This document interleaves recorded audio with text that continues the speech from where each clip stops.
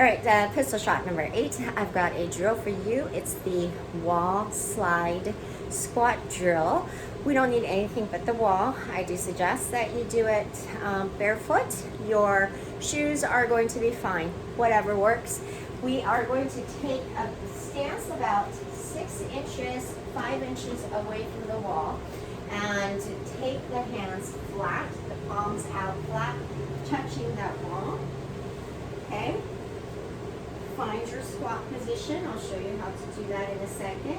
And as you descend into that squat, so hinge back, bring the hips down, your knees bend only because your hips are going down, and you're keeping the hand against that wall the entire time.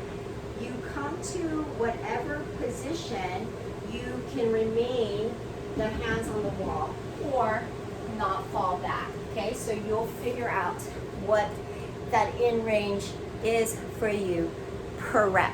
Okay, so as you start doing the reps, you warm up, you might be able to go a little bit deeper, still keeping that hands up.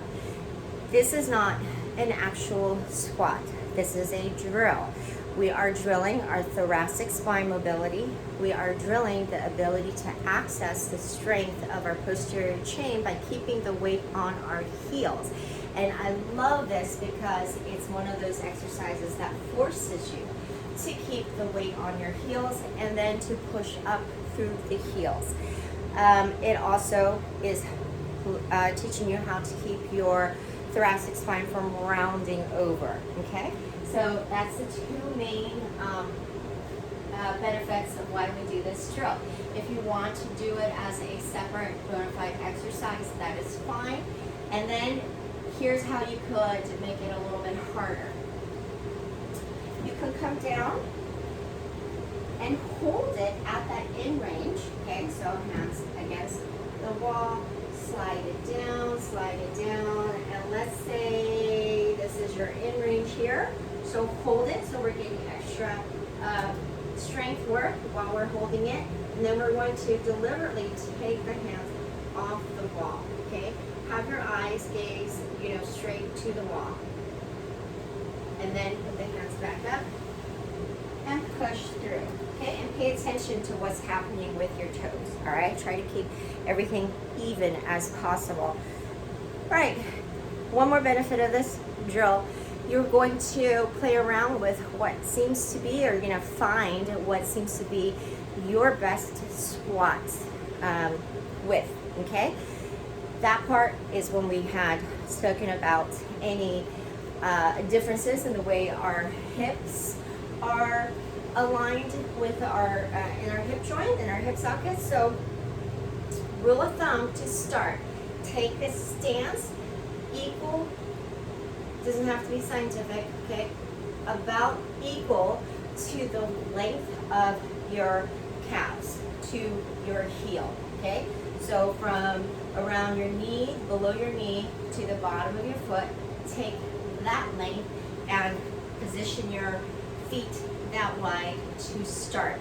And then play around with what's going on, depending on what's going on with your hip and how it feels as you descend, whether you need to widen that up a little bit more. And then also play around with the angle of that, the feet, okay? And no matter if you're angled just slightly or more out to 45, as you descend, your knees need to shoot towards being in line with that middle toe. Last thing I'm going to say, this is not the way to practice getting into a deep squat, okay? We have the wall here as an impediment. That's when we kind of go further, but a lot of people use this to be basically straight toes up against that wall. That one is not as helpful, okay? Because in order to get into deep squat, we need to have the ankle mobility for the knees to shoot out in front of the toes.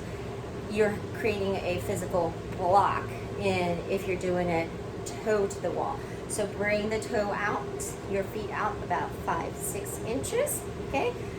Play around with it, keep drilling this and keep practicing your air squats and your one leg box squats. All right, more drills coming up.